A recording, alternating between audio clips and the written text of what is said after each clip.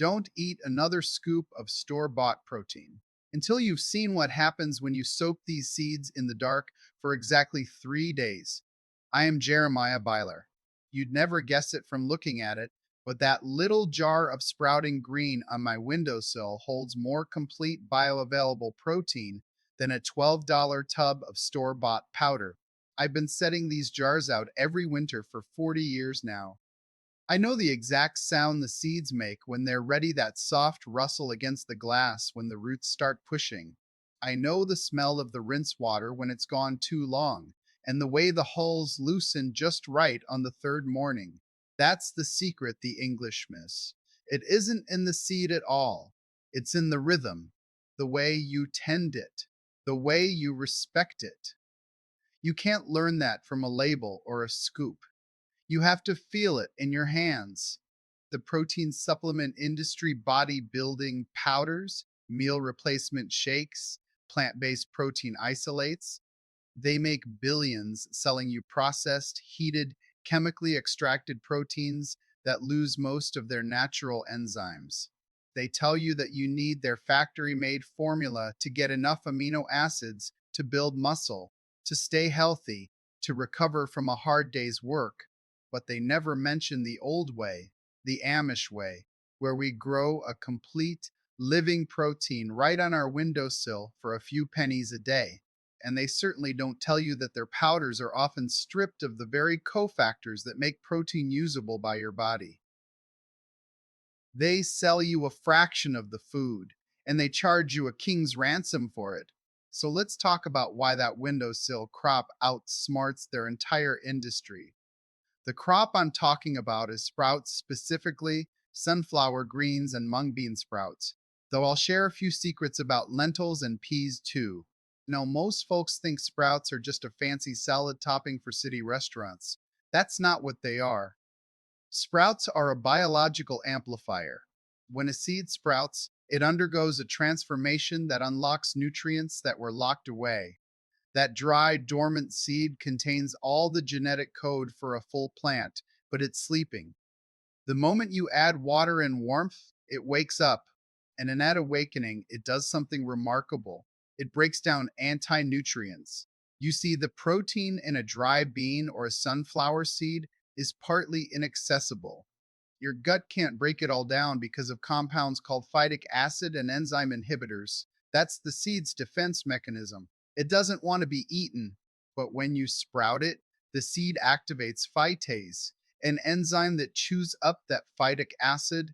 At the same time, the seed starts producing massive amounts of new digestible proteins and essential amino acids. What was a 20% protein content in the dry seed becomes a 30 to 35% protein content in the sprouted form by weight, and crucially, your body can absorb 90% of it. Compare that to whey protein isolate, which is so denatured by heat and acid processing that your body struggles to recognize it. You're not paying for food, you're paying for a shadow of food. Now, here's the step by step method I use, and I want you to follow it exactly. This is the same method my father used, and his father before him. First, you need your materials. You need a wide mouth quart jar. Mason jar works perfect. You need a piece of cheesecloth or a fine mesh screen and a rubber band to hold it. You need a dark towel, and you need seeds. For protein, I recommend hulled sunflower seeds or organic mung beans or black lentils.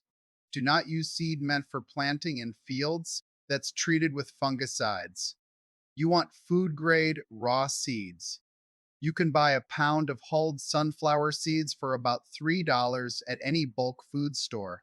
That pound will give you over 6 quarts of finished sprouts. That's a week's worth of high protein greens for less than the price of a single protein bar. Here's the exact process. Take your jar and add a half cup of seeds. That's 1/2 cup, measured dry. Now fill the jar with cool, filtered water, not chlorinated tap water if you can help it, because chlorine stunts the germination. Let those seeds soak for 8 hours. I always start mine in the evening right after supper. I set them on the counter, I cover them with the dark towel to block the light, and I go to bed. In the morning, you'll see the seeds have swelled up, maybe doubled in size. Now comes the most important part, the rinse and drain. Remove that towel, put your cheesecloth over the mouth of the jar, secure it with the rubber band, and pour the soaking water out. That old water holds the waste products of the initial soak discarded. Then fill the jar with fresh, cool water, swish it around vigorously for about 15 seconds, and pour it out again. You want the seeds damped, not swimming. Turn the jar upside down and rest it at a 45-degree angle in a bowl or a dish rack so that any excess water continues to drain. This is critical. If the seeds sit in standing water, they'll rot. They need oxygen. For the next 3 days, you will repeat this rinse and drain process twice a day, once in the morning, once in the evening. Keep them covered with that dark towel between rinses. They don't need sunlight, yet they need darkness, which mimics being underground. By day 2, you'll see tiny white tails emerging. Those are roots. By day 3, the holes will start to loosen and the green tips will appear. Now, here is where the Amish secret departs from what you'll read in a modern gardening book. On day 3, after your morning rinse, you move that jar to the windowsill. But you don't just put it there and leave it. You take a second jar, a clear one, and fill it with water. You place your sprout jar inside that water jar, so the sprouts are sitting in a warm, humid microclimate. That little water bath keeps them at a steady temperature, around 70 degrees, and it encourages them to stretch upward. They'll reach for the light, and in doing so, they'll develop those rich, dark green cotyledon leaves that are packed with chlorophyll and amino acids. You leave them on that windowsill for 2 full days, rinsing once each morning, still at that 45-degree angle. By day 5, you have a jar packed tight with a dense mat of green shoots that taste like fresh peas and raw nuts combined. Let me give you a secondary trick, one that relates to the same problem getting protein without paying the industry. If you want to double your crop, don't throw away the hulls. After you harvest those greens by cutting them just above the root mat, you take that mat of roots and hulls and you spread it out on a baking sheet in a warm, dry place. Let it dry for a day, then crumble it up. That dry matter is still about 15% protein, and it makes a perfect supplement for your chickens or your goats. You get your greens for the table, and you get livestock feed out of the same batch. Nothing is wasted. That's the old way using every bit. Now, let's talk about the bigger picture because this isn't just about saving a few dollars on your grocery bill. This is about freedom. The commercial food system has made protein scarce. They've convinced you that you need expensive powders, expensive meats, expensive meal plans to hit your daily targets. But a human being only needs about 50 to 60 grams of protein a day for a sedentary life, and up to 100 grams for heavy work. A single cup of these sunflower sprouts gives you about 7 grams of complete protein with all 9 essential amino acids, a rare thing in the plant world. Eat 2 cups of sprouts with your eggs in the morning, and you've covered half your daily protein need for a cost of about 20 cents. The equivalent amount of high quality animal protein would cost you $3 or $4. The equivalent amount of processed protein powder? That's about a $2 serving, and it's denatured. The supplement industry doesn't want you to know that protein quality is measured by its PDCAAS score, the protein digestibility corrected amino acid score. They use that score to sell you isolates, saying they score a 1.0 perfect. But here's the lie. That score is based on a chemical assay, not on how your body actually processes it. Sprouts have a PDCAAS of 0.95, but they also bring enzymes, fiber, vitamins A, C, E, and B complex, plus magnesium and calcium. The isolate gives you amino acids and nothing else. Your body has to pull nutrients from its own stores to digest that isolate. You're not building strength, you're depleting yourself. The Amish know that you never eat a fraction of a food. You eat the whole thing in its living state, so your body recognizes it and uses it fully. And here's the cost comparison that will stop you cold. A 1 pound bag of raw sunflower seeds costs me $3 at the bulk store. From that one bag, I can run 6 batches of sprouts. Each batch fills 2 quart jars, and each quart jar gives me about 3 cups of finished product. That's 18 cups of high protein greens. A tub of organic plant based protein powder, 20 servings, 40 grams each, costs about $35. That's $1.75 per serving, and it's dead food.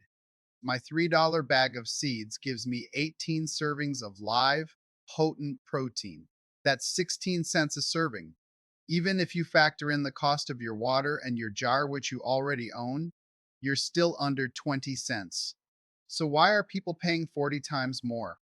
Because they've been taught that real food is complicated, that sprouting is risky, that it takes too long. None of that is true. I want you to do this right now. You can start this project on a Saturday morning and have your first harvest by Thursday. But I'm giving you a specific numbered checklist to make sure you don't fail. Number one, go to your local bulk food store or health food shop and buy a 1 pound bag of hulled raw sunflower seeds. Not roasted, not salted, raw. While you're there, buy a quart-sized mason jar if you don't have one. Number two, at home, wash that jar with hot water and a splash of vinegar. Rinse it clean. Cut a square of cheesecloth about 8 inches by 8 inches. Number three, measure half a cup of seeds into the jar.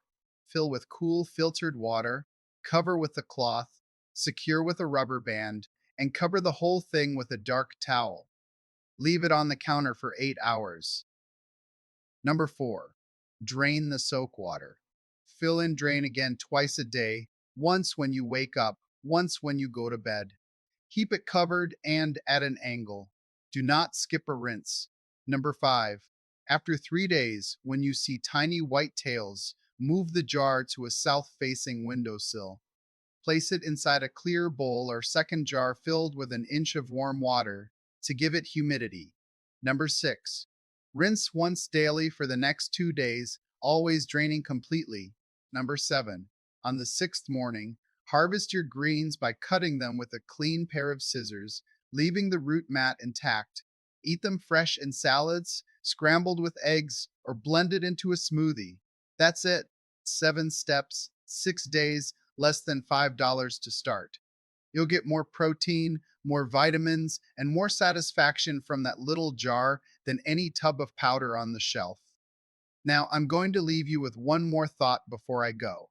We're going to talk next time about the old world method of fermenting those same seeds to create a protein rich cheese that keeps for months without refrigeration, a trick my great grandmother used to feed her family through the worst winters. It's something the dairy industry has tried to bury for a century. But before we get there, I want to hear from you. Have you ever tried growing sprouts on your kitchen counter? Did they turn out bitter or slimy? That's not your fault, that's because the instructions you likely read online missed the dark towel step. The Amish put that towel over the jar to trick the seed into thinking it's underground, which prevents bitter compounds from forming. Try my method this weekend and come back and tell me if your sprouts are sweeter, crisper, and more satisfying than anything you've bought in a plastic box. I'll be listening.